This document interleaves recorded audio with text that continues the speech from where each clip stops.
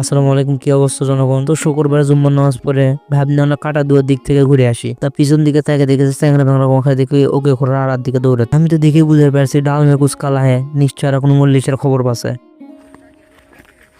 এ কে মরছে?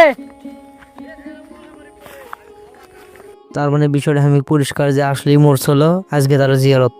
অনেকের মাথার মধ্যে হয়তো একটা প্রশ্ন কাম করবে যে কাটা দুয়ার কি। রাজা পরশুরাম তার রাজ্যের নিরাপত্তার খাতিরে যে প্যাসি দিছিল সে প্যাসির মাঝখানে নির্দিষ্ট একটা জায়গা দুয়ারের মতো কাটা অংশ আছে, যা এলাকার ভাষায় আমরা কই কাটা দুয়ার। আর এটা থাকলো অকিখোরার আড়া। কালিদহ সাগরের একদম কাছে ঘন জঙ্গল আছে, যে জঙ্গলক আমরা কই অকিখোরার আড়া।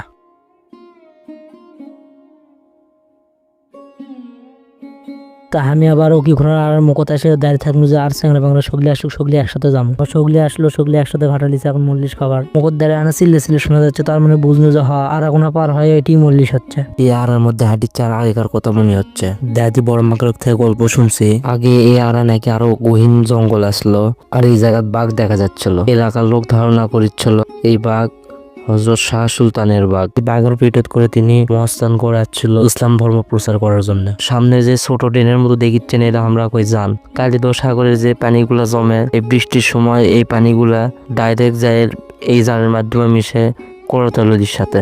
যেহেতু এখন শীতকাল তাই জানত পানি নেই, তা আমরা এখন শুগলি ল্যাপে ল্যাপে যান পার হচ্ছি।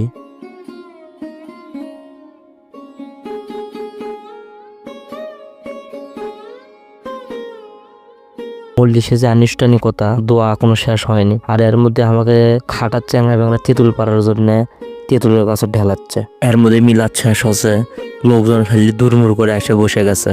আমি আব্দুর রহিম আর মিজান ভাই এক ধারে বসছি। এর মধ্যে প্লেট দিয়ে হাত ধোয়ার জন্য পানি দেওয়া শুরু হয়ে গেছে।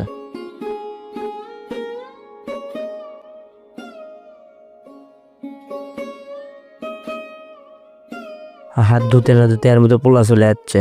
আমাদের ঠিক সামনের লাইনত আমার এক বন্ধু আর ছোট ভাই ব্রাদার বসে আছে। আমাদের লাইনত যখন পোলা দেয় তখন ওরা লাইনত কেবল পানি দিচ্ছে আর কেবল হাত ধুচ্ছে। আমার প্লেটে তো পোলা দিছে, মোটামুটি পরিমাণ অনেক ভালোই দিছে।